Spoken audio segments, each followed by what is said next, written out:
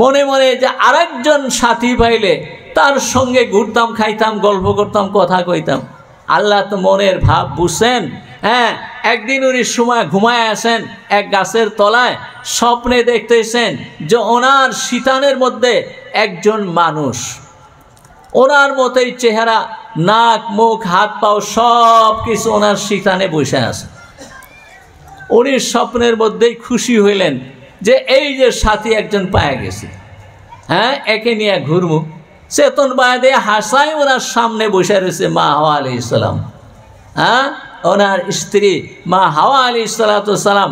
আল্লাহ কি করছেন, ওনার ঘুমের অবস্থায় ওনার বাও পাঞ্জর অপারেশন করে একটি বাও পাঞ্জরের হাড্ডি বাইর করে ওই হাড্ডির থেকে মা হাওয়া আলাইহিস সালাম বানাইছে। হ্যাঁ, এই যে অপারেশন দেশের মধ্যে আইসে না নাই, heart operation, brain operation, operation করলে মানুষ মরে না। হ্যাঁ, আল্লাহ অপারেশন করলেন আদম আলাইহিস সালামকে। বাও পাঞ্জরে গুইনা দেখবেন পুরুষের বাও পাঞ্জরে একটা হাড্ডি কম, মা বোনদের একটা হাড্ডি বেশি, তার মানে ওনাগরটা পুরাই আছে, কিন্তু পুরুষের একটা কম আছে। এইটা ওই যে আদম আলাইহিস সালামের হাড্ডি বাইর কইরা, হ্যাঁ, ওনার স্ত্রী মা হাওয়া আলাইহিস সালামকে বানাইছিলেন। এখানে তাফসীরে লেখছে যে এর কারণ কি হিকমত।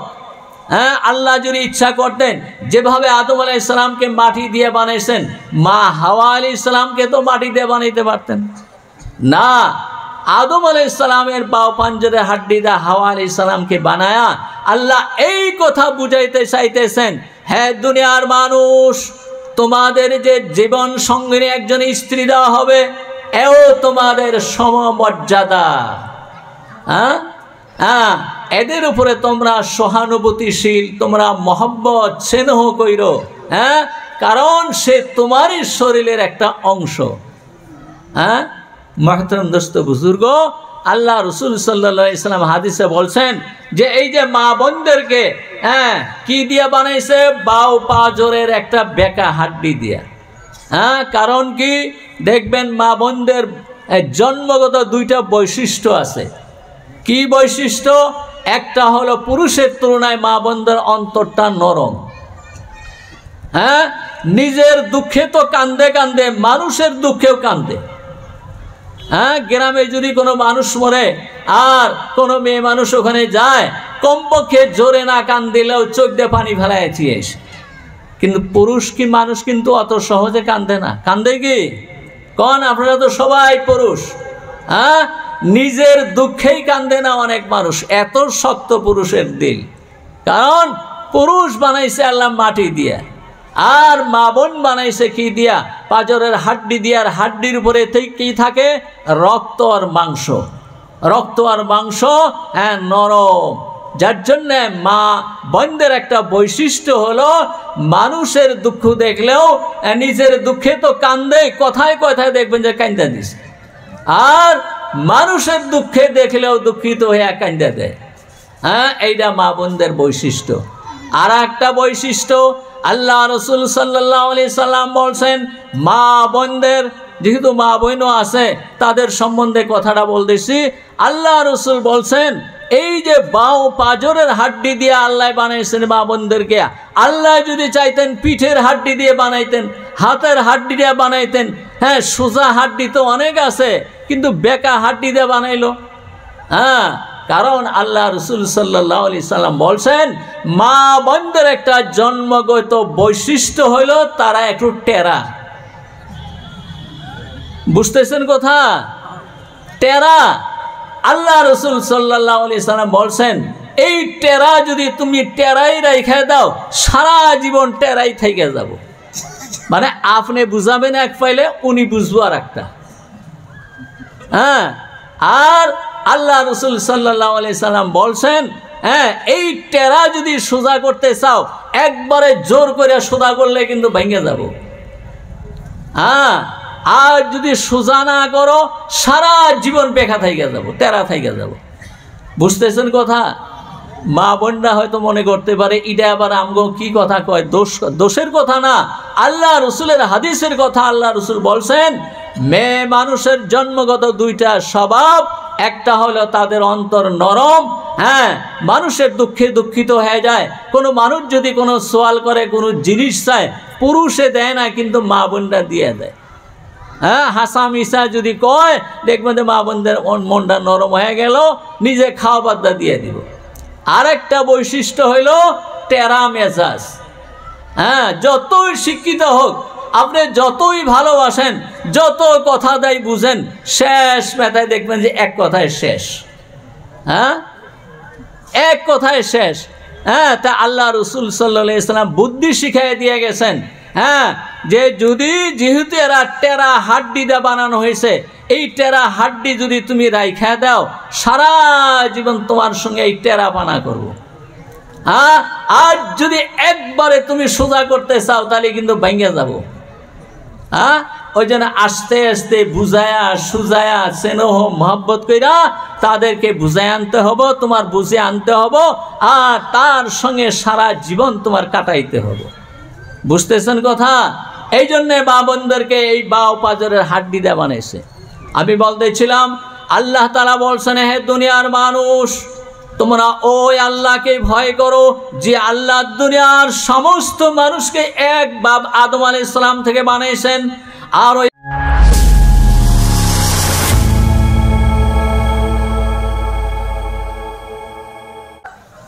ইয়া আইয়ুহান নাস, ইয়া আইয়ুহান নাস ইত্তাকুল্লাহ,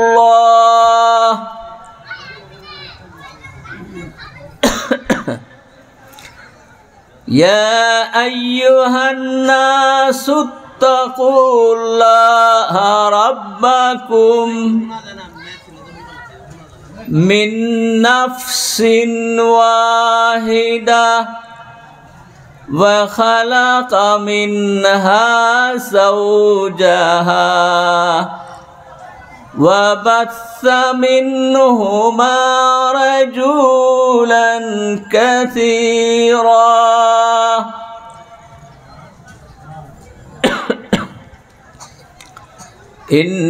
ইন্নাল্লাহা আলাইকুম রাকিবা। আলায়া। শ্রদ্ধেয় আজকের সভার সভাপতি সাহেব, ওলামায়ে কেরাম, মুরব্বিয়ান সমাজ, যুবক বন্ধুরা, আমি তো একেবারে আপনাদের পরিচিত মানুষ। বিশেষ করে এই কাকাদোয়া সমাজের ছোট বড় পুরুষ মহিলা সবাই আমাকে চেনে। এখানে 8 বছর পরে আমি আপনাদের এই গ্রামেই ছিলাম। আপনাদের গ্রামে ইমামতিও করছি, অনেক মানুষের বাড়িতে দাওয়াতও খাইছি, এই রাস্তা দিয়েই চলাফেরা করছি। গতিকে বর্তমান যেগুলা যুবক যুবতী, এরা হয়তো না চিনতে পারে। আমি যে সমস্ত মুরব্বীদের সঙ্গে উঠা বসা করছি, সে সমস্ত মুরব্বী একজনও নাই। তো যাই হোক, মহতরম দোস্ত বুজুর্গ, আমি কোনো বক্তাও নাই, কোনো সুর দিয়া ওয়াজ কইরা কথা দিয়া মানুষকে হাসাইবারও পারি না, কান্দাইবারও পারি না। শুধু আপনাদের মহাব্বতে আপনাদের সঙ্গে দেখা করতে আমি আইছি। 1-2 দিন নয়, আমার জীবনের বেশি সময়, সুদীর্ঘ 38 বছর আপনাদের এখানে ছিলাম। এত সময় অনেকেই এত সময় চাকরি করে না, কিন্তু আমি যেহেতু অনেক আগে আইছিলাম, যার জন্য 38 বছর চাকরি করছি এখানে। তো ওই জন্যে আমাকে চিনবার আর জানবার আপনাদের বাকি নাই। শুধু আপনাদের মহাব্বতে, আপনাদের সঙ্গে দেখা করতে, এই সবার উসিলায় আমি আইছি। একটা উসিলা না হলে আসা হয় না, এই উসিলায় আইছি। আগেও খুব লম্বা সভা করি নাই, কোনো সময় কোনো কারণে হয়তো কোনো জায়গায় ওয়াজ করছি, খুব বেশি লম্বা সময় না। এখন আরও কম সময় কথা কই, বেশি সময় কথা বলে একটু দুর্বল লাগে। সে যাই হোক, মহতরম দোস্ত বুজুর্গ, আমি যখন ছোট ছিলাম, ছোটবেলার কথা বলছি, আমাদের দেশে এক হুজুর আইছেন বাংলাদেশ থেকে। ওনাকে উনি শুনছি মিশরে পড়তে গেছিলেন, যার জন্য আমাদের ওনাকে মিশরি হুজুর বলে কোয়া হইতো। ওই মিশরি হুজুরে এক ওয়াজ করছিলেন আমাদের ওখানে। আমি কিন্তু কোনো কিতাবে পাই নাই কথাটা। উনি একজন বড় আলিমও ছিলেন। যে আল্লাহ নবী হজরতে সুলাইমান আলাইহিস সালাম, নাম শুনছেন সুলাইমান নবীর কথা, শুনছেন না নাই? আল্লাহ নবী হজরত দাউদ আলাইহিস সালামের ছেলে ছিলেন সুলাইমান আলাইহিস সালাম। হজরতে দাউদ আলাইহিস সালাম আর সুলাইমান আলাইহিস সালাম, এই দুই বাপ বেটা এমন নবী ছিলেন যে এক সময় ওনারা নবীও ছিলেন, দেশের বাদশাও ছিলেন। এই সৌভাগ্য কিন্তু অন্য কোন নবীর হয় নাই। যত নবী দুনিয়া আইছেন শুধু নবুয়ত নিয়েই ওনারা ব্যস্ত থাকতেন, বাদশাহী করেন নাই। কিন্তু আল্লাহ নবী হজরতে দাউদ আলাইহিস সালাম, হজরতে সুলাইমান আলাইহিস সালাম, এই দুজন নবীও ছিলেন, বাদশাও ছিলেন। আর হজরত সুলাইমান আলাইহিস সালামের কথা কোরআনের মধ্যে বলা হয়ে গেছে। বলা হয়েছে যে ওনাকে শুধু পয়গম্বরই বানানো হয় নাই, বাদশাহী দেওয়া হয় নাই, দুনিয়ার সমস্ত মখলুকাতের ভাষা ওনাকে শেখানো হয়েছিল। মানুষের কথা তো উনি বুঝতেনই, জিনদের কথা বুঝতেন, পশুর কথা বুঝতেন, পাখিদের কথা বুঝতেন, এমনকি পিপিলিকার কথাও উনি বুঝতেন। পিপিলিকা মানে পিঁপড়ার কথাই উনি বুঝতেন। পিপিলিকার বা পিঁপড়ার একটা সূরা কোরআনের মধ্যে আছে, সূরায়ে নমল। নমল মানে পিঁপড়া। পিঁপড়া বুঝেন তো সবাই? আমরা কি কন আপনারা? পিঁপড়াই কন। এই সূরা নমল, নমল মানে পিঁপড়া। এই সূরাটার নাম কেমন করে হইল? আল্লাহ নবী হজরতে সুলাইমান আলাইহিস সালাম, ওনার কথা আপনারা শুনছেন যে ওনার এক তখ্ত ছিল, সিংহাসন। সেটা বিনা মেশিনে, বিনা ইঞ্জিলে, বিনা তেলে হাওয়ায় উঠত। আল্লাহর কোরআনে বলছেন এত দ্রুত গতিতে চলছে, রাওয়াহুহা শাহরুন, এক সকালে 1 মাসের রাস্তা গেত, আবার এক বিকালে 1 মাসের রাস্তা গেত। সে লম্বা কথা আমি বলতে চাই না, এগুলো অস্ত আপনারা শুনেই থাকেন।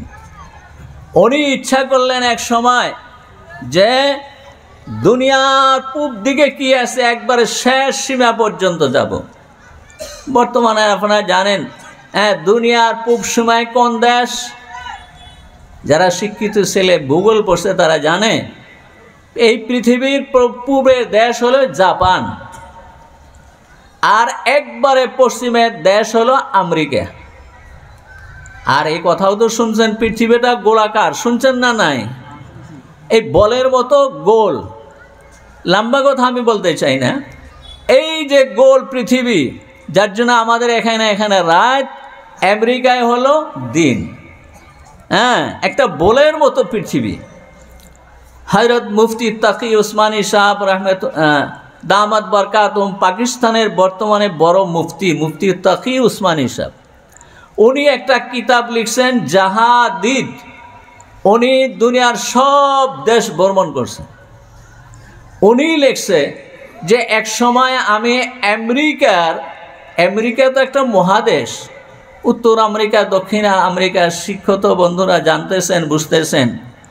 আমেরিকার একবারে পশ্চিমে যেটা ফ্লাইট মানে এয়ারপোর্ট, ওখানে এয়ারপোর্টে ওইটা 13 ঘন্টা প্রশান্ত মহাসাগর দিয়ে জাপানে যায় পৌঁছেছি।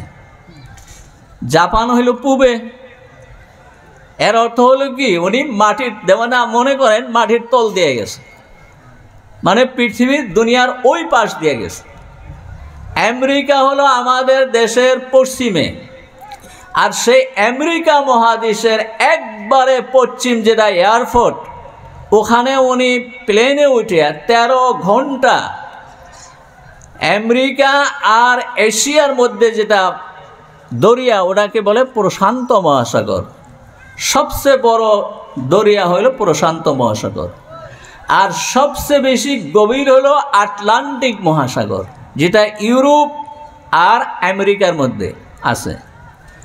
হ্যাঁ, তা আমি বলতেছিলাম, হ্যাঁ, তো উনি ওই প্লেনে চড়ে 13 ঘন্টা গেছে। জহরের নামাজ পড়া প্লেনে উঠছে, আসরের নামাজ যা দেখে যে জাপানে আসরের নামাজের আজান হইতেছে। হয়তো যারা ভূগোল পড়ে নেই তারা নাও বুঝতে পারে কথাটা। হ্যাঁ, এই দুনিয়াটা হলো গোলাকার, কোরআনে বলে, হাদিসেও বলে, হ্যাঁ, দুনিয়াটা হলো গোলাকার। আর এই যে দুনিয়া যে গোলাকার, এই দুনিয়ার চতুর্দিকে বেষ্টন করে আছে এই প্রথম আসমান। আমাদের এখান থেকে যত দূর আমেরিকা গেল, দুনিয়ার থেকে আসমান অত দূর। তাহলে দুনিয়াটা, আসমানটা কত বড়।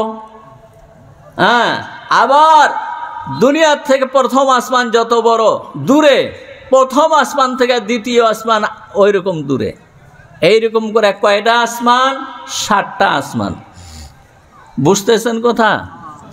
তা আমি বলতেছিলাম, আল্লাহ নবী হযরতে সুলাইমান আলাইহিস সালাম উনি এক সময় ইচ্ছা করলেন, আমি একবারে দুনিয়ার শেষ প্রান্তে কি আছে আমি দেখব। ওনার ওই সিংহাসন নিয়ে উনি হাওয়ায় উড়ে সেখানে গেলেন।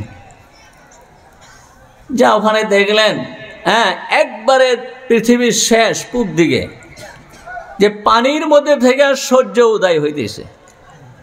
তার মানে দুনিয়ার একবারে শেষ সীমা গেছে, ওর ওইদিকে আর কোনো দুনিয়া নাই, মাটি নাই, খালি পানি, খালি দরিয়া। হ্যাঁ, আবার উনি ইচ্ছা করলেন উনি কোথায় যাবেন? পশ্চিম দিকে যাবেন। পশ্চিম দিকে একবারে শেষ দুনিয়ায় যাবেন। যা দেখলেন যে ওই জায়গায় পানির মধ্যে সূর্য ডুবতেছে। তার মানে হ্যাঁ, ওর পশ্চিমে আর কোনো মাটি নাই। বুঝতেছেন কথা? এটা কিন্তু আমি আমার বানাই না কথা বলতেছি না, কোরআনের কথা বলতেছি। হ্যাঁ, আয়াত পড়লে সময় বেশি লাগবো। যাই হোক, আল্লাহ নবী হযরতে সুলাইমান আলাইহিস সালাম এক সময় ওনার মন্ত্রীবর্গ সৈন্য সামন্ত নিয়ে এক ময়দানে নামতেছিলেন। ওই সময় ওই ময়দানের মধ্যে পিঁপড়ার বাসা আছিল, পিপিলিকার বাসা আছিল। হ্যাঁ, পিঁপড়ার মধ্যে দেখবেন কতগুলো পিঁপড়ার মাথা বড় আছে, আছে না? হ্যাঁ, মানে সবগুলো ছোট, আবার 2-4টে দেখবেন বড়। ওই বড় পিঁপড়া হইল ওই পিঁপড়াগুলোর সর্দার। তার মানে ওই বড় পিঁপড়ার কথা মাইনা চলে। আল্লাহ পিঁপড়াকে এত অনুভব শক্তি দিছে, আপনি পরীক্ষা করে দেখবেন। আপনি যদি চেনির বয়ম ট্রাঙ্গের মধ্যে রাখেন, টেবিলের উপরে ট্রাং, তার মধ্যে চেনির বয়ম, ওখানে দেখবেন পিঁপড়া উঠছে, ওঠে না? হ্যাঁ, পিঁপড়াকে আল্লাহ এত অনুধাবন শক্তি দিচ্ছেন, হাসাস বানাইছেন। হ্যাঁ, ওর আহার কত দূর আছে আর কোন জায়গায় আছে সেটা অনুভব করতে পারে। হ্যাঁ, দেখবেন যে ওখানে উঠে পড়ছে পিঁপড়া। আর কেমন একতাবদ্ধ, একটার সঙ্গে আর একটা মাথা লাগায় কয়ে দেয় যে এই দিকে, কয় না? নাই, দেখবেন দৌড়াদৌড়ি বাজা দিছে, আইসা মাথা লাগায় আবার যায়, আরেকটার সাথে দেখা হয় আবার মাথা লাগায়। এই কইরা কইরা এক পিঁপড়ায় দেখবেন যে অসংখ্য পিঁপড়া জমায়া ফেলাইছে। হয় না নাই কথাটা? পরীক্ষা করে দেখবেন একদিন, চেনি ছিটাই দিয়ে। যাই হোক, যখন উনি নামতেছিলেন, আল্লাহর কোরআনে বলতেছেন ওই পিঁপড়াদের মধ্যে যে সর্দার পিঁপড়া, ওয়াকালাত নামলাতুন ইয়া আইয়ুহান নামলু দুখুলু ফি মাসাকিনিকুম, হে পিঁপড়ারা, পিঁপড়ার দল, তোমরা সব গাথার মধ্যে যাও। ওই বড় পিঁপড়া ডাক দিয়া কয়, কারণ আল্লাহ নবী হযরতে সুলাইমান আলাইহিস সালাম উনি সৈন্য সহ নামতেছে। হ্যাঁ, তোমাদেরকে পাড়ায় একবারে সব মাইরা ফেলাবো। এটা কোরআনের কথা আমি বলতেছি। উনি জানবই না হ্যাঁ কত শত পিঁপড়া যায় তোমরা মইরা যাবা। হ্যাঁ, আল্লাহ নবী সুলাইমান আলাইহিস সালাতু ওয়াস সালাম ওই পিঁপড়ার কথাটা শুইনা হাসলেন। ফাতাবাসসামা যাহিকাম মিন কাওলিহা, আল্লাহ নবী সুলাইমান আলাইহিস সালাতু ওয়াস সালাম ওই পিঁপড়ার কথাটা শুনে একটু হাসলেন যে দেখো তো হ্যাঁ এই পিঁপড়া একটা কথা বলতেছে আর ওইটা আমি শুনলাম বুঝলাম। হ্যাঁ, আল্লাহ তাআলা আমাকে কত শক্তি বা কত জ্ঞান দান করছেন। আল্লাহর নেয়ামতের শুকরিয়া হিসাবে উনি সেজদায় পড়ে গেলেন। হ্যাঁ, যে আল্লাহ আমাকে কত জ্ঞান দিয়েছেন। পিঁপড়ার কথা মানুষে বোঝা এটা আল্লাহর একটা অলৌকিক শক্তি, হয় না নাই বলেন? বন্ধুরা, আমি বলতেছিলাম আল্লাহ নবী হযরতে সুলাইমান আলাইহিস সালাতু ওয়াস সালামের যখন মৃত্যুর সময় এসে গেল, উনি বুঝতেছেন যে আমার তো নানা রোগে ধইরে নিছে, হয়তো আমি আর বেশি দিন বাঁচব না। তখন উনি সব জাতের একজন করে লিডার, একজন করে প্রতিনিধি ডাকলেন।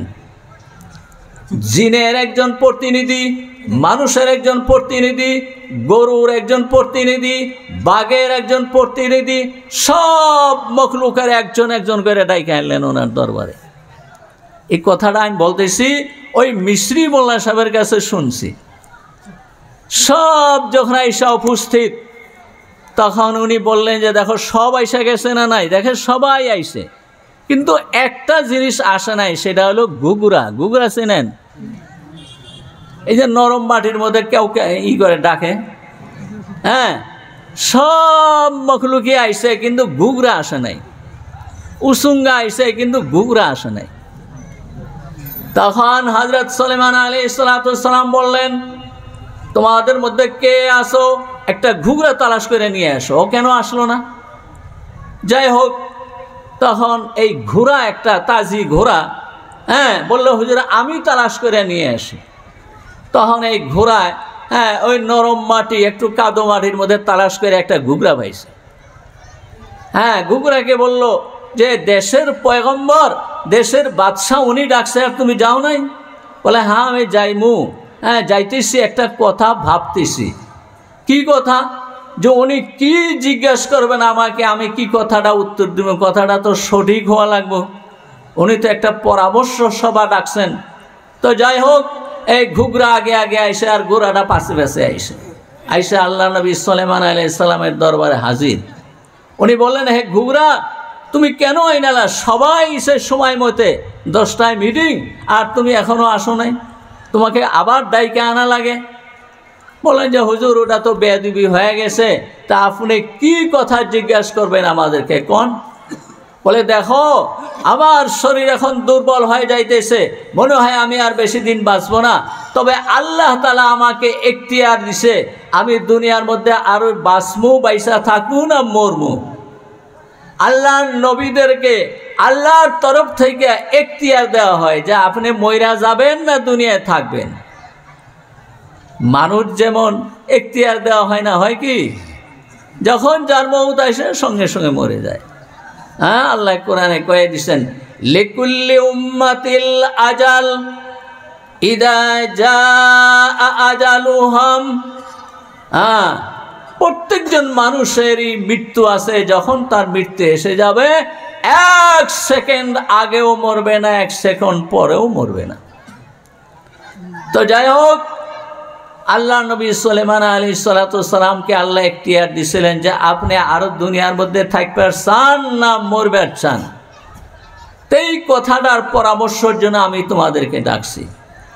সব মখলুক এক বাক্যে বলে যে হুজুর আপনি আল্লাহর কাছে দোয়া করুন, আপনি চিরদিন যেন বাইসা থাকেন, মরার দরকার নাই। হ্যাঁ, আল্লাহর নবী আর কত ইনসাফগার নবী, ন্যায়পরায়ণ নবী, বাদশাহ।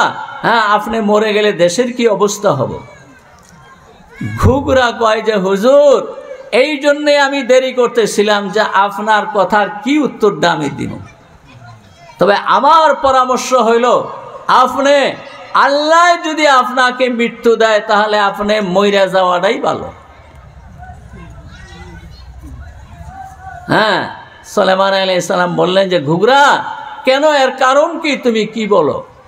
বলে এর কারণ হলো আপনি যদি চিরজীবন চিরদিন বেঁচে থাকেন, আজকে খবর আসবো তোমার বাবা মারা গেছে, কালকে খবর আসবো তোমার নানা মারা গেছে, পরশুদিন আসবো তোমার ওই বন্ধু মারা গেছে।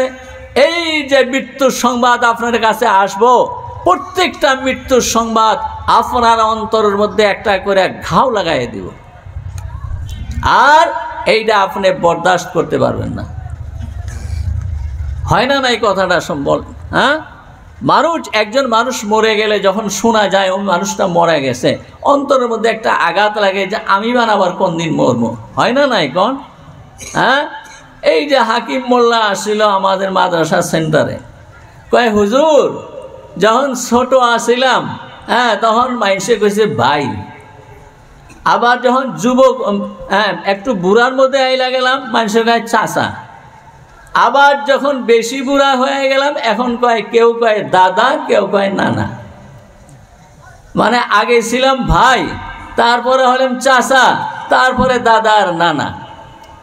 আর যদি কোনো মানুষের মৌতের খবর শুনি যে অমুক জায়গায় অমুক গ্রামের অমুক মানুষ মারা গেছে, তখন মনে মনে কই মরে মরুক গাওয়ারা, আমগর মরা দেরি আছে।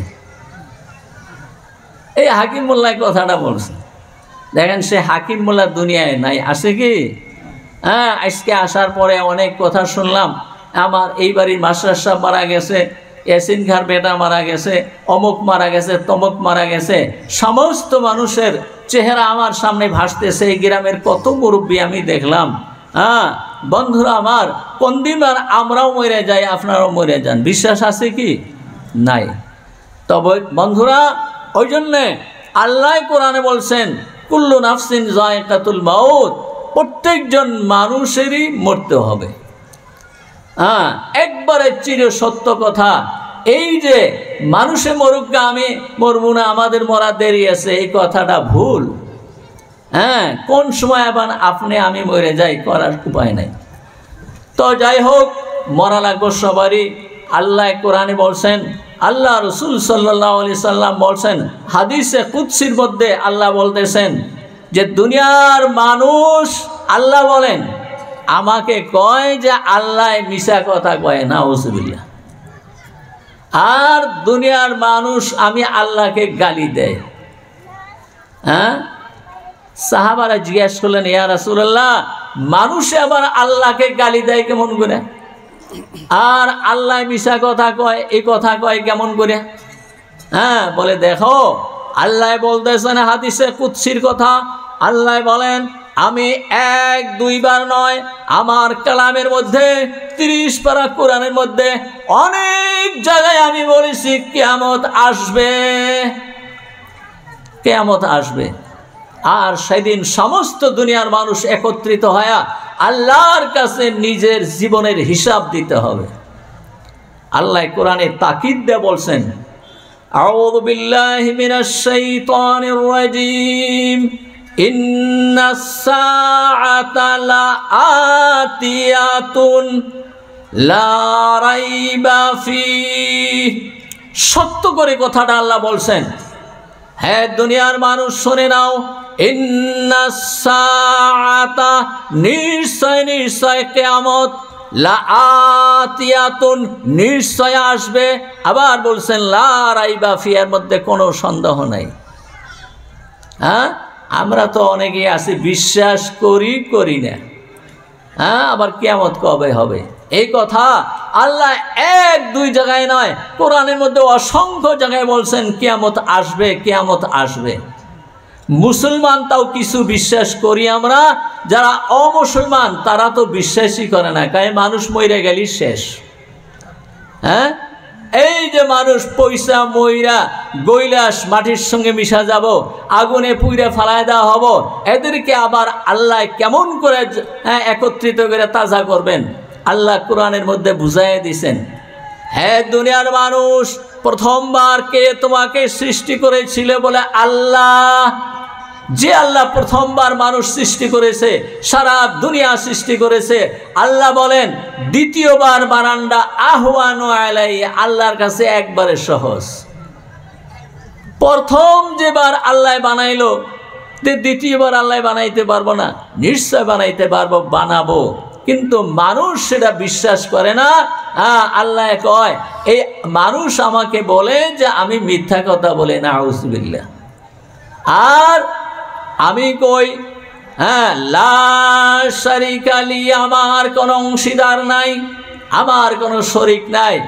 আর দুনিয়ার মানুষ আমার সঙ্গে অনেক দেব দেবী ঠাকুর মূর্তিকে তারা শরিক বানায় নেয়। আমি বলি আমার কেউ শরিক নাই। আল্লাহর কোনো ছেলে সন্তান নাই, আল্লাহর কোনো মা বাপ নাই, আল্লাহর কোনো সমকক্ষ নাই, আল্লাহর স্ত্রী নাই। এই যে আমরা নামাজ মধ্যে কুল হু আল্লাহর সূরা পড়ি, এক সময় মক্কার কাফিররা আল্লাহ রাসূল সাল্লাল্লাহু আলাইহি সাল্লামকে যা বলল, ইয়া মুহাম্মদ, আমরা যে দেব দেবী পূজা করি, ওই সময়ের লাত উজ্জা যারা দেব দেবী ঠাকুর ছিল, বর্তমানে তো দুর্গা দেবী, সরস্বতী দেবী, কালী, শিব, কত দেব দেবী আছে। যা বলল, হে মুহাম্মদ, আমাদের প্রত্যেকজন দেব দেবীর বাপ মাও আছে, আর ছেলে সন্তানও আছে, স্ত্রীও আছে। তা তুমি যে কও তোমার খোদা, তোমার খোদার বাপ মাও কেরা? তোমার খোদার ছেলে সন্তান কেরা? তোমার ছেলে খোদার স্ত্রী কেরা? তা তো কোনদিন কও না। মাহতারাম বুজুর্গ, আল্লাহর নবী সাল্লাল্লাহু আলাইহি সাল্লাম একটু অপেক্ষা করলেন, সঙ্গে সঙ্গে আল্লাহর তরফ থেকে জিবরাইল আলাইহিস সালাতু সালাম এই কুল হু আল্লাহর সূরা নিয়ে এসে জানায় দিলেন, কুল হু আল্লাহু আহাদ, আল্লাহুস সামাদ, লাম ইয়ালিদ ওয়া লাম ইউলাদ ওয়া লাম ইয়াকুল লাহু কুফুয়ান আহাদ। এই সূরা আমরা সবাই জানি, জানি না? নাই কোন এটা জানি না, জানিতে নামাজ পড়ি কি দিয়ে আমরা? আল্লাহ জানাই দিলেন, হে মুহাম্মদ, আমার নবী, আপনি ওই কুরাইশ কাফিরদেরকে কয়ে দেন, কুল আল্লাহু আহাদ, আল্লাহ একজন, আল্লাহুস সামাদ, আল্লাহ সমস্ত দোষ ত্রুটির থেকে পবিত্র, লাম ইয়ালিদ, আল্লাহ কোনো ছেলে সন্তান জন্ম দেয় নাই, ওয়ালাম ইউলাদ, আল্লাহ কেউ জন্ম দেয় নাই, তার মানে আল্লাহর বাপ মাও নাই, আল্লাহর ছেলে সন্তানও নাই, ওয়ালাম ইয়াকুল লাহু কুফুয়ান আহাদ, আল্লাহর সমকক্ষ কেউ নাই, না আল্লাহর স্ত্রী আছে, না আল্লাহর ভাই বোন আছে। আল্লাহ এক, এক হইল আল্লাহ। আল্লাহর বাপ মাও নাই, ছেলে সন্তানও নাই, স্ত্রীও নাই, ভাই বোনও নাই। আপনি জানাই দেন মুহতারাম দোস্ত বুজুর্গ। তো আমি বলতেছিলাম, আল্লাহ বলে, আমি কই যে কিয়ামত হব, দুনিয়ার মানুষে বিশ্বাস করে না। আমি কই যে আমার কেই নাই, আমি এক, তারা কয় না, নাউযুবিল্লাহ, আল্লাহর ছেলে সন্তান আছে, আল্লাহর শরীক আছে, সমকক্ষ আছে, যার জন্যই তো ওরা দেব দেবী পূজা করে। যাই হোক, আমি সে লম্বা কথা বলতে চাই না। আমি প্রথমে আপনাদের সামনে একটি আয়াত তেলাওয়াত করেছি। আল্লাহ বলছেন সারা দুনিয়ার মানুষকে লক্ষ্য করিয়া, ইয়া আইয়ুহান নাসুত্তাকু রাব্বাকুমুল্লাযী খালাকাকুম। পানি, গরম পানি থাকলে দিবেন। কি বলছেন আল্লাহ? এখানে শুধু মুসলমানদেরকে আল্লাহ বলেন নাই, সমস্ত দুনিয়ার মানুষকে লক্ষ্য করে বলছেন, হ্যাঁ দুনিয়ার মানুষ, তোমরা ওই আল্লাহকে ভয় করো, খালাকাকুম, যে আল্লাহ তোমাদেরকে সৃষ্টি করেছেন, ওই আল্লাহকে ভয় করো। কিভাবে সৃষ্টি করেছেন? মিন নাফসিন ওয়াহিদা, একজন মানুষ থেকে সৃষ্টি করেছেন। সে মানুষটা হলো কে? হযরতে আদম আলাইহিস সালাম।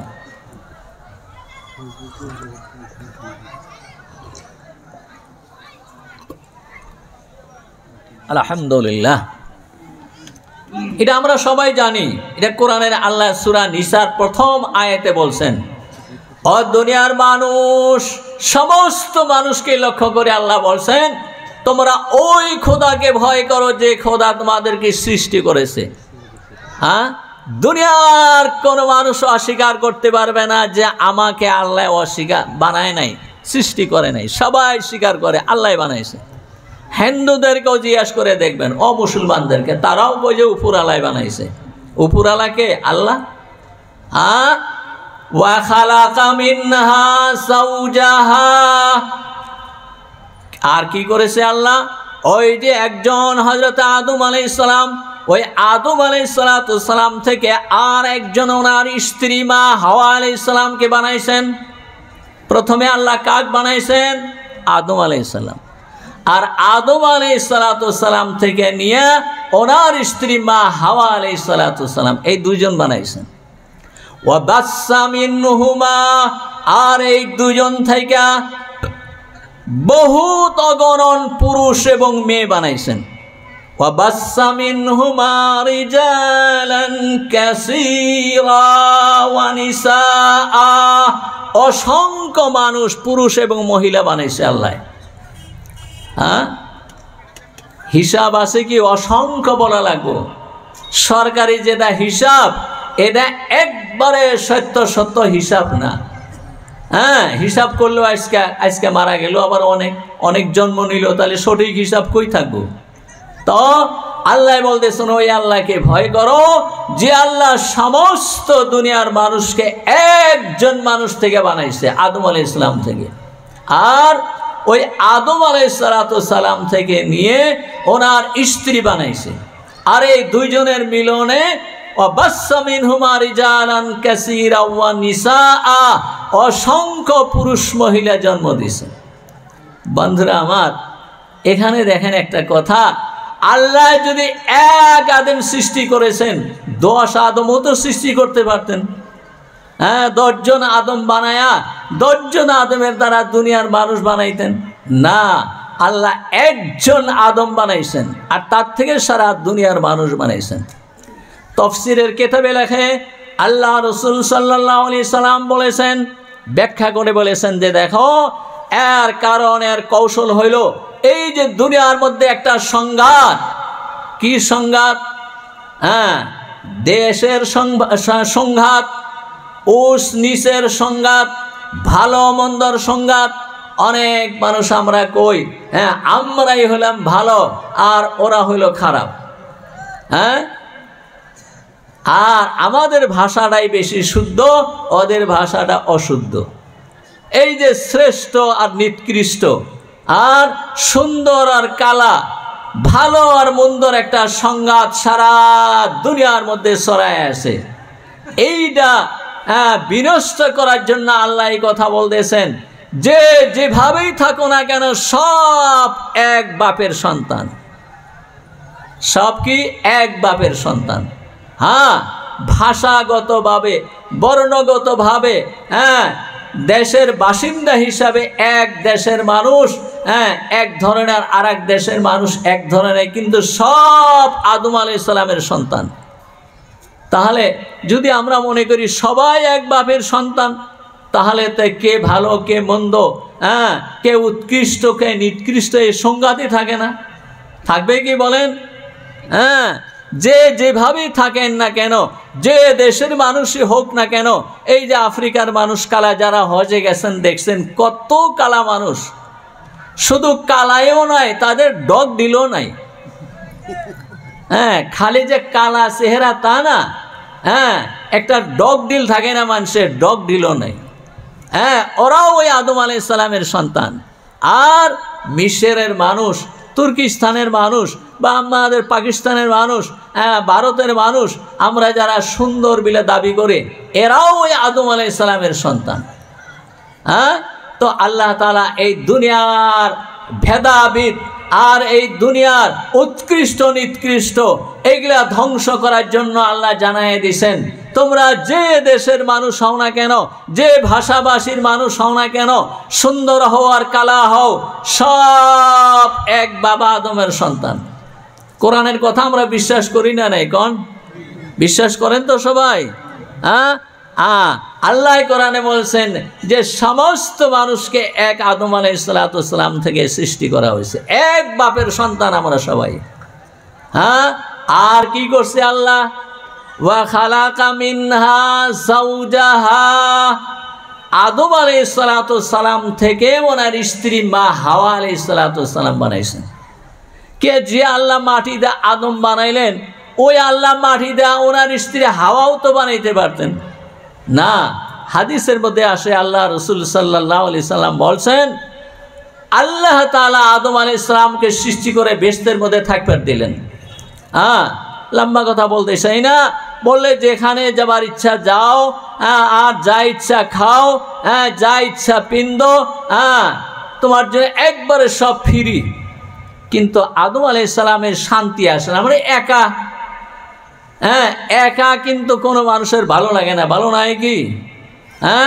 চোরে চোরের বন্ধু, সাবত সাবুদের বন্ধু, শিক্ষিত শিক্ষিত বন্ধু। আপনি সারা দুনিয়া যদি একলা ঘোরেন, আপনার শান্তি আসবো না কোথায়? মানে একাকী থাকাটা মানুষের স্বভাব না। তো বাবা আদম আলাইহিসসালাম খায় থাকে চলাফেরা করে, কিন্তু ভালো লাগে না। মনে মনে যে আরেকজন সাথী পাইলে তার সঙ্গে ঘুরতাম, খাইতাম, গল্প করতাম, কথা কইতাম। আল্লাহ তো মনের ভাব বুঝছেন। একদিন উনি সময় ঘুমায় আসেন এক গাছের তলায়, স্বপ্নে দেখতেছেন যে ওনার শীতানের মধ্যে একজন মানুষ, ওনার মতোই চেহারা, নাক মুখ হাত পাও সব কিছু ওনার শীতানে বসে আছে। উনি স্বপ্নের মধ্যেই খুশি হইলেন যে এই যে সাথী একজন পায়া গেছে, একে নিয়ে ঘুরমু। চেতন বায়া দিয়ে হাসাই ওনার সামনে বসে রয়েছে মা হাওয়া আলাইহিসসালাম। ওনার স্ত্রী মা হাওয়া আলাইহিসসালাম। আল্লাহ কি করছেন, ওনার ঘুমের অবস্থায় ওনার বাও পাঞ্জর অপারেশন করে একটি বাও পাঞ্জরের হাড্ডি বাইর করে ওই হাড্ডির থেকে মা হাওয়া আলাইহিসসালাম বানাইছে। এই যে অপারেশন দেশের মধ্যে আইসে না নাই, heart operation, brain operation. Operation করলে মানুষ মরে না। আল্লাহ অপারেশন করলেন আদম আলাইহিসসালামকে। বাও পাঞ্জরে গুইনা দেখবেন, পুরুষের বাও পাঞ্জরে একটা হাড্ডি কম, মা বোনদের একটা হাড্ডি বেশি। তার মানে ওনাগরটা পুরাই আছে, কিন্তু পুরুষের একটা কম আছে। এইটা ওই যে আদম আলাইহিসসালামের হাড্ডি বাইর কইরা ওনার স্ত্রী মা হাওয়া আলাইহিসসালামকে বানাইছিলেন। এখানে তফসিরে লেখছে যে এর কারণ কি কি হিকমত। আল্লাহ যদি ইচ্ছা করতেন, যেভাবে আদম আলাইহিসসালামকে মাটি দিয়ে বানাইছেন, মা হাওয়া আলাইহিসসালামকে তো মাটি দিয়ে বানাইতে পারতেন না। আদম আলাইহিসসালামের বাও পাঞ্জরের হাড্ডি দিয়ে হাওয়া আলাইহিসসালামকে বানায়া আল্লাহ এই কথা বুঝাইতে চাইতেছেন, হ্যাঁ দুনিয়ার মানুষ, তোমাদের যে জীবন সঙ্গিনী একজন স্ত্রী দেওয়া হবে, এও তোমাদের সমমর্যাদা। এদের উপরে তোমরা সহানুভূতিশীল, তোমরা মহব্বত স্নেহ কইরো, কারণ সে তোমারই শরীরের একটা অংশ। মুহতারাম দোস্ত বুজুর্গ, আল্লাহ রসুল সাল্লাল্লাহু আলাইহি সাল্লাম হাদিসে বলছেন যে এই যে মা বোনদেরকে কি দিয়ে বানাইছে, বাও পাজরের একটা বেকা হাড্ডি দিয়া। কারণ কি দেখবেন, মা বোনদের জন্মগত দুইটা বৈশিষ্ট্য আছে। কি বৈশিষ্ট্য? একটা হলো পুরুষের তুলনায় মা বোনদের অন্তরটা নরম। নিজের দুঃখে তো কান্দে কান্দে, মানুষের দুঃখেও কান্দে। গ্রামে যদি কোনো মানুষ মরে আর কোনো মেয়ে মানুষ ওখানে যায়, কমপক্ষে জোরে না কান দিলেও চোখ দিয়ে পানি ফেলাইছি এসে। কিন্তু পুরুষ কি মানুষ কিন্তু অত সহজে কান্দে না। কান্দে কি কন? আপনারা তো সবাই পুরুষ। নিজের দুঃখেই কান্দে না অনেক মানুষ, এত শক্ত পুরুষের দিল। কারণ পুরুষ বানাইছে আল্লাহ মাটি দিয়া, আর মা বোন বানাইছে কি দিয়া? পাজরের হাড্ডি দিয়া। আর হাড্ডির উপরে কি থাকে? রক্ত আর মাংস।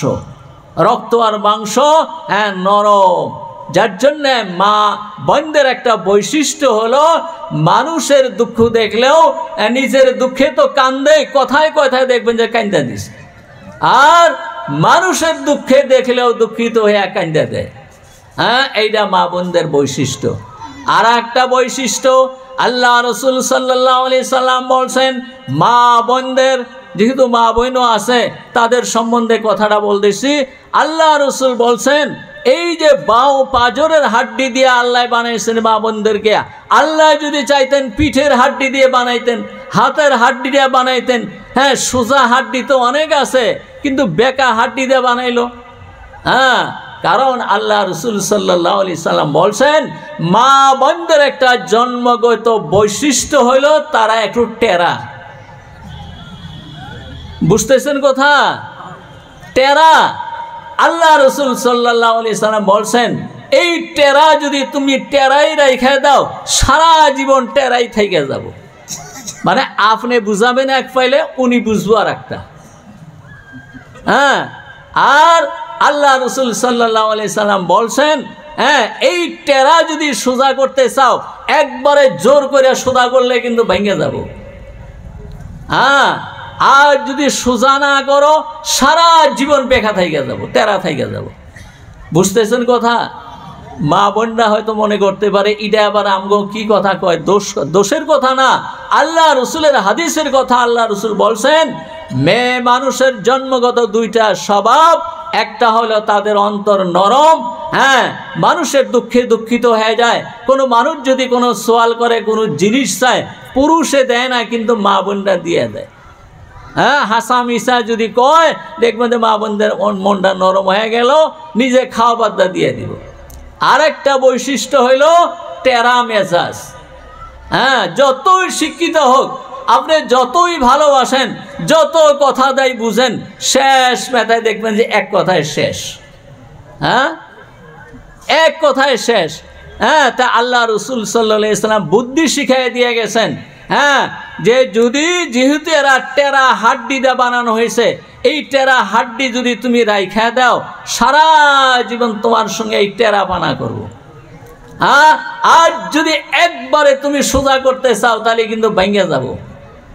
হ্যাঁ, ওই জন্য আস্তে আস্তে বুঝায়া সুজায়া স্নেহ মহব্বত কইরা তাদেরকে বুঝায় আনতে হবো, তোমার বুঝে আনতে হবো, আর তার সঙ্গে সারা জীবন তোমার কাটাইতে হবো। বুঝতেছেন কথা? এই জন্যে মা বোনদেরকে এই বাও পাজরের হাড্ডি দিয়ে বানাইছে। আমি বলতেছিলাম আল্লাহ তাআলা বলছেন হে দুনিয়ার মানুষ তোমরা ওই আল্লাহকে ভয় করো যে আল্লাহ দুনিয়ার সমস্ত মানুষকে এক বাপ আদম আলাইহিস সালাম থেকে বানাইছেন, আর ওই আদম আলাইহিস সালাম থেকে ওনার স্ত্রী মা হাওয়াকে বানাইছেন।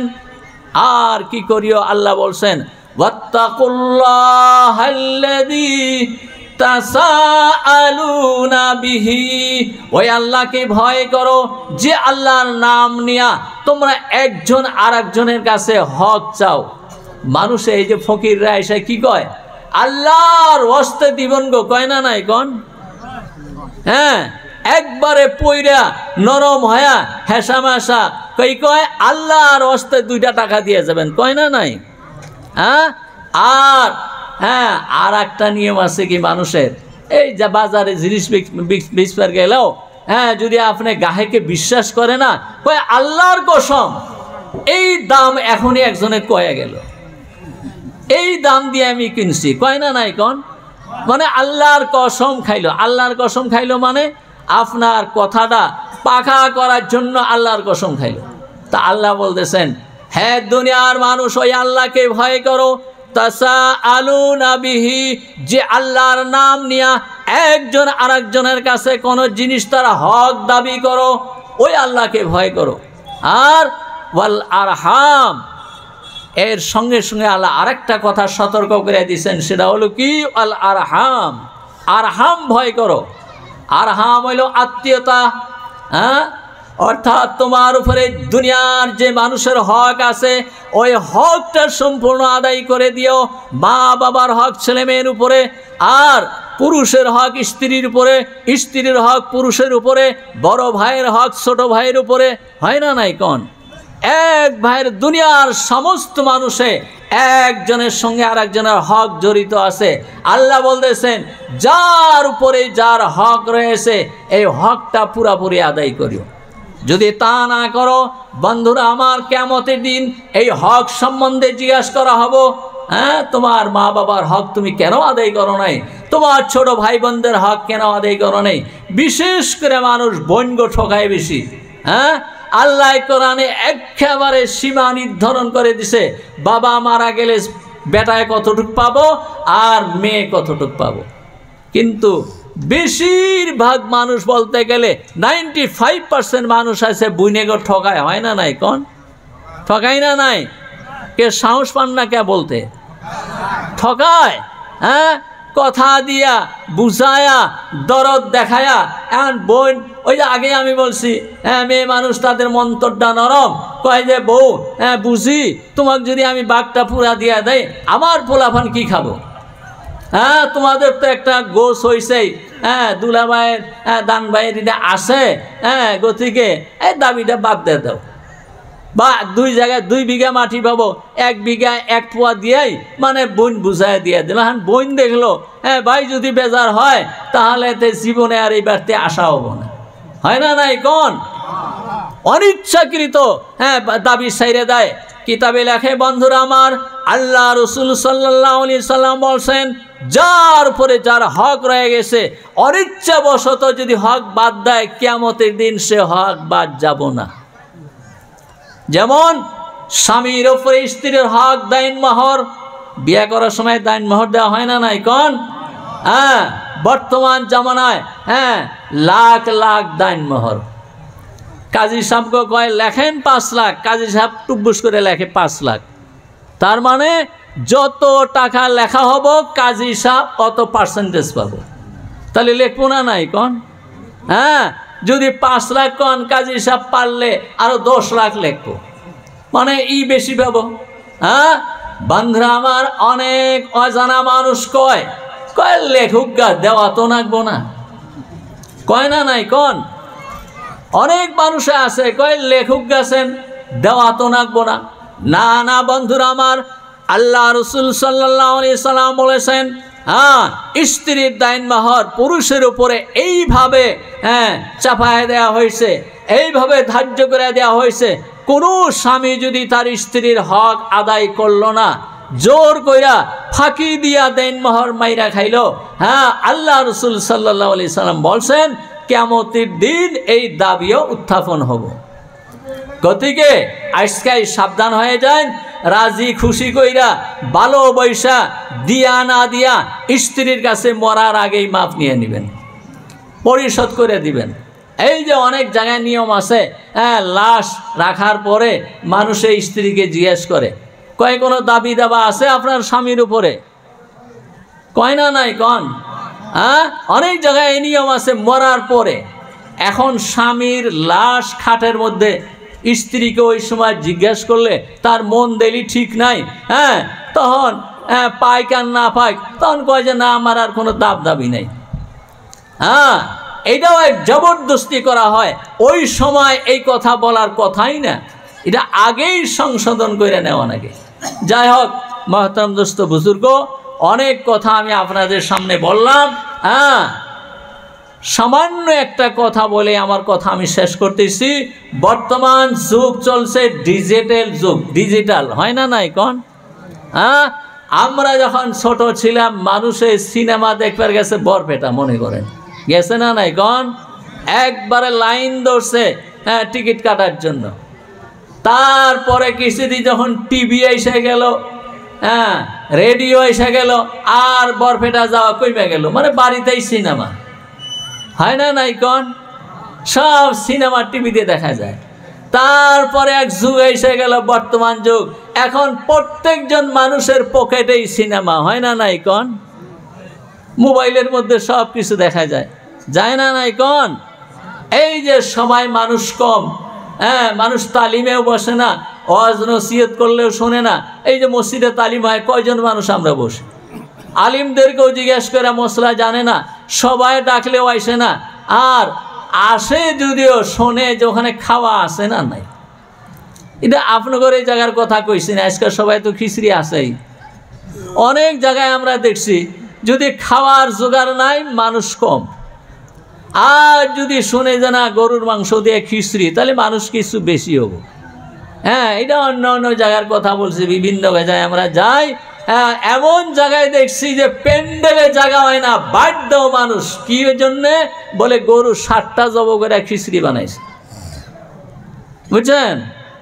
কিন্তু এই যে মোবাইল যে আমাদের পকেটে আছে, অনেক ভাই বোনদের অভ্যেস সিনেমাও দেখে ওয়াজও হনে না নাই কোন মোবাইলে ওয়াজ আছে না যাদের কাছে বড় মোবাইল আছে হ্যাঁ বন্ধুরা আমার হ্যাঁ যার জন্য মানুষ দেখে আর সবাই যায় কি হবো হ্যাঁ ওখানে রাত কষ্ট করে কি হবো পকেটে মোবাইল টিপলি না ওয়াজ বাড়া পড়বো আর সে ওয়াজ কত সমধুর কণ্ঠের ওয়াজ কত ভালো ভালো চেহারা হ্যাঁ লম্বা পাঞ্জাবি বড় পাগড়ি হ্যাঁ আমরা দেখে তো মনে করি যে বাপরে বাপ এইটি বড় বুজুর্গ মানুষ হ্যাঁ যে সুন্দর ওয়াজ করতেছে কথাটা মনে হইল মানে ওই দিনে আমি আমাদের বিলিশপাড়া টাউনের নামাজ পড়ে এক মসজিদে নামাজ পড়ে বাইর হয়েছি গেটের ওখানে একজনের দাঁড়ায় আছে কয় হুজুর একটা কথার জন্য আমি অপেক্ষা করতেছি কি কথা কয় আমার তো একটু ওয়াজ শোনার অভ্যেস মোবাইলে মানে ওটাও শুনাইলো উনি খুব ভালো মানুষ ওয়াজ শোনে খালি ওয়াজ শোনে মোবাইলে হ্যাঁ ওয়াজের সব বেশি তো খারাপ জিনিস আছে না নাই কোন জাগো দেখার অভ্যেস আছে না নাই নাচ গান বেশি আছে ওয়াজের সব হ্যাঁ তা এই কথাটা শোনাইলো হুজুর হ্যাঁ আমার একটু ওয়াজ শোনার অভ্যেস কিন্তু এক হুজুরে কয় এক পাইলে আর এক হুজুরে কয় এক পাইলে এখন কোনটা মানবো হ্যাঁ এই কথাটা বলার জন্য আমি কথাটা বলতেছি আপনাদেরকে হ্যাঁ যে এই যে আমরা মোবাইলের ওয়াজ শোনা আমাদের অভ্যাস হ্যাঁ এখন কোন হুজুরের কথাটা ঠিক কোন হুজুরের কথাটা অঠিক এইটা তো বিবেচনা করবার শক্তি আমল নাই আছে কি আমরা তো দেখলাম মোবাইলের মধ্যে বাপরে বাপ কত বড় পাগড়ি কত লম্বা পাঞ্জাবি কত লম্বা দাড়ি তাহলে এনি তো বড় হুজুর এনি বড় আলিম হ্যাঁ এই যা কইছে এইটাই ঠিক মাহতরম দোস্ত বুজুর্গ না এই কথা হ্যাঁ বাজ বিচার করার সাধারণ মানুষে বাজ বিচার করতে পারবে না হ্যাঁ যদি পাক্কা একজন কোরআন হাদিসের আলিম হয় তাহলে সে পারবো কার কথাটা ঠিক কার কথাটা অঠিক হ্যাঁ এক এক হুজুরে এক এক ধরনের ওয়াজ করতেছে হ্যাঁ শুনে আচরিত হবেন এই কিছুদিন আগে এক হুজুরে হ্যাঁ মোবাইলের ওয়াজে বলছে কি হ্যাঁ শুনলে আপনারা শুনছেন নাই জানি না এক হুজুরে ওয়াজ করতেছেন তার বড় পাগড়ি হ্যাঁ লম্বা পাঞ্জাবি আর মুখে সুন্দর দাড়ি কি ওয়াজ করছেন হ্যাঁ যে আল্লাহর কোরআন পড়া বুঝা পড়া হলো ওয়াজিব বুঝতেছেন কথা কোরআনটা বুঝা পড়া হলো অজিব কেউ যদি বুঝা না পড়ে তাহলে অজেব তরকের গুনাহ হইল কোন তো এখানে যত মানুষ সবাই আছেন সবাই কোরআন বোঝেন কি আচ্ছা এই যে আমরা যারা অনেক মানুষে কোরআন পড়া জানি সোয়াবের আশায় কোরআন পড়ি না নাই আল্লাহ রসুল সাল্লাল্লাহু আলাইহি সাল্লাম বলছেন হাদিসের কথা মান কারা হারফাম মিনাল কোরআনে ফালাহু আশরু হাসানাতিন যে মানুষ আল্লাহর কালামের একটা আখর তেলাওয়াত করলো তার জন্য কয়টা নেকি 10টা নেকি বুঝতেছেন কথা হ্যাঁ আল্লাহ রসুল সাল্লাল্লাহু আলাইহি সাল্লাম এই কথা বলেন নাই যে বুইজা পড়লে 10 নেকি হ্যাঁ হাদিসের মধ্যে আছে না বুঝাও যদি পড়ে এক আখরে 10 নেকি আর যদি বুঝা পড়ে তাহলে এক আখরে 20 নেকি আর যদি কোরআন তেলাওয়াত নামাজের মধ্যে পড়ে নামাজের মধ্যে আমরা কোরআন তেলাওয়াত করি না নাই এক এক আখরে 100টা করে নেকি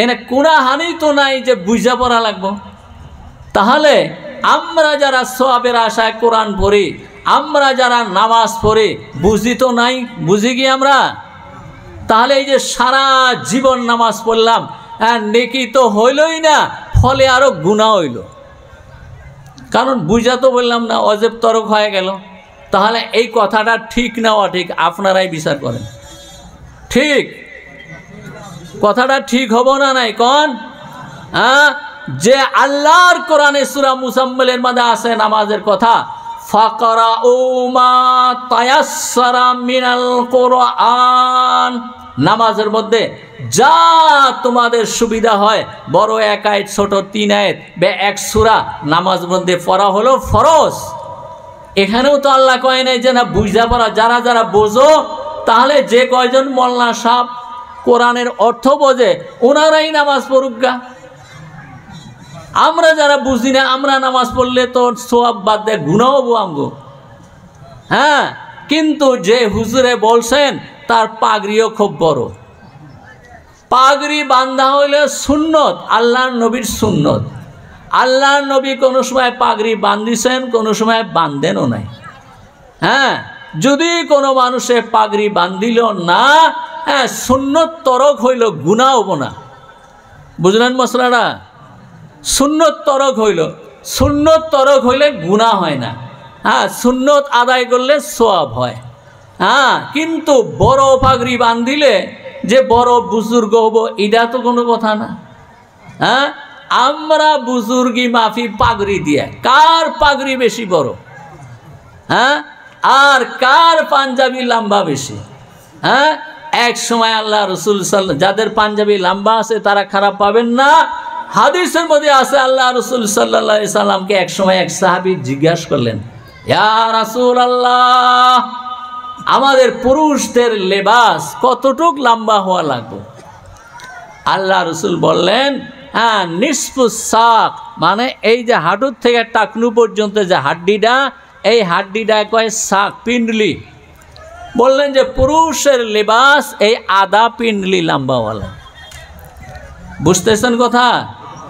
হ্যাঁ, আল্লাহ রসুলের স্ত্রী উম্মে সালমা রাদিয়াল্লাহু তাআলা আনহা জিজ্ঞাসা করলেন, ইয়া রাসূলুল্লাহ, এটা তো পুরুষের কথা বললেন, তা আমরা মেয়েদের লেবাসটা কত লম্বা হওয়া লাগে?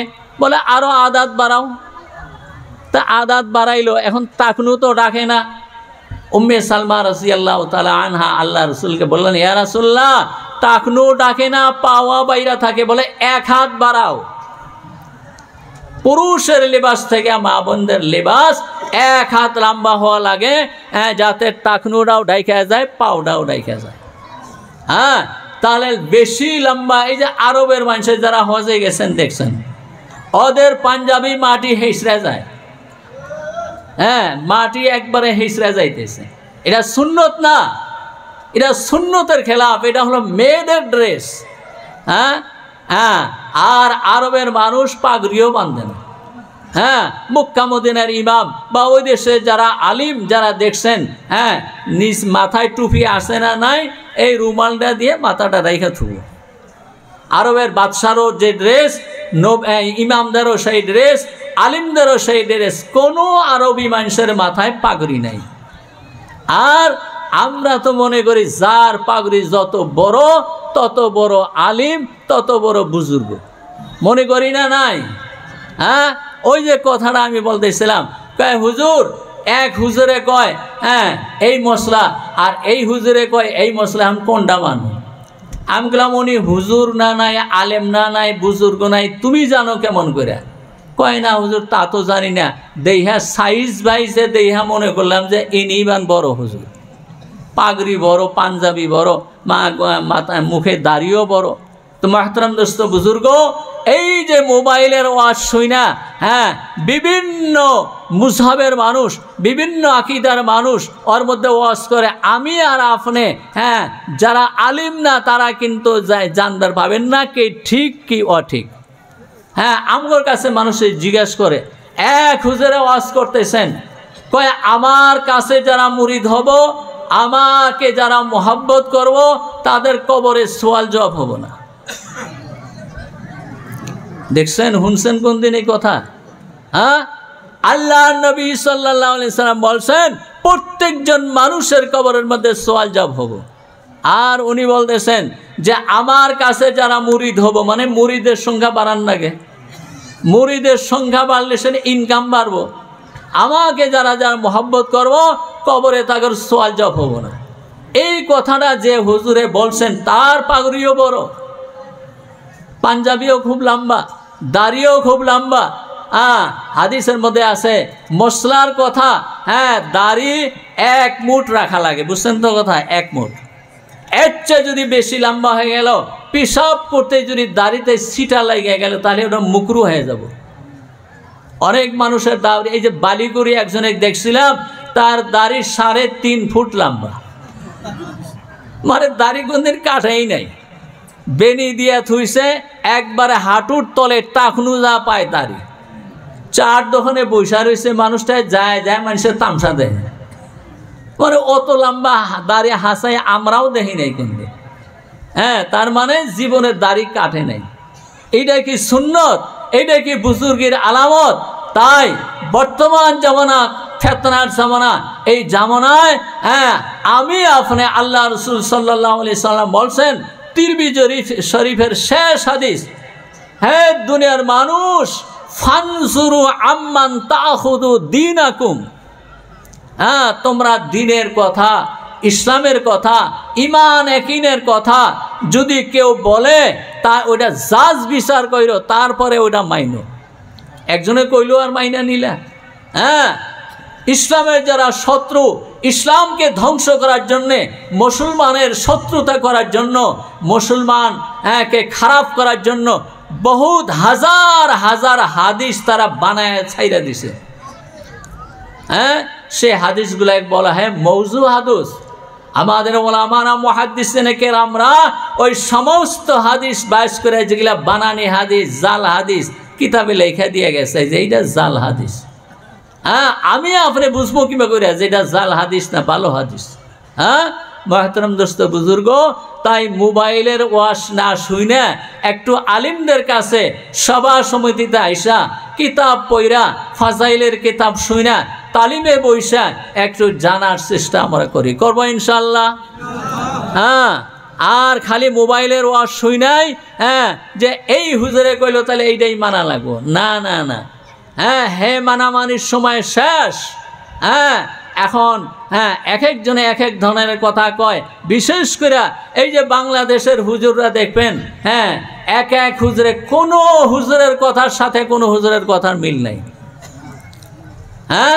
অথচ দেখবেন যে এক একজনের পাগুড়ি আর এক একজনের পাগুড়ি আর এক একজনের কথা শেষ দিলাম তো। যাই হোক, অনেক কথা আমি আপনাদেরকে বললাম। এই কথার ভিতরে যদি কোনো ভুল ত্রুটি হয়ে থাকে আল্লাহর রাস্তায় ক্ষমা করবেন। আর আমলের কথা তাইলে আমল করার জন্য চেষ্টা করবেন। আমি আর আপনাদেরকে বেশি কষ্ট দেই না।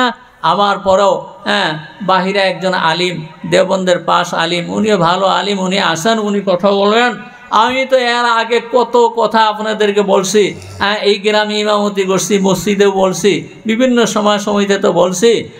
আমি তো আগেই বলছি আমি কোনো বক্তা না, সুর দেওয়া ওয়াজও করতে জানি না, মানুষকে কান্দাইতেও পারি না, হাসাইতেও পারি না। যাই হোক, আল্লাহ যেটুক তৌফিক দিছিলেন, কোরআন হাদিসের দুইটা কথা বললেন, ভালো লাগলে আমল করার চেষ্টা করবেন। ওমা আলাইনা ইল্লাল বালাগ।